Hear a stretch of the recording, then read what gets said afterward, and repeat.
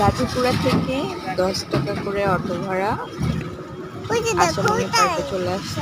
আশামনি পার্কে 3-এর উপরে যে বয়স তাদের জন্য 50 টাকা করে টিকিট কাটতে হয়। এই তো আশামনি শিশু পার্ক আমরা চলে আসলাম। খুব অল্প পরিসরের জায়গায় বাট খুব সুন্দর করে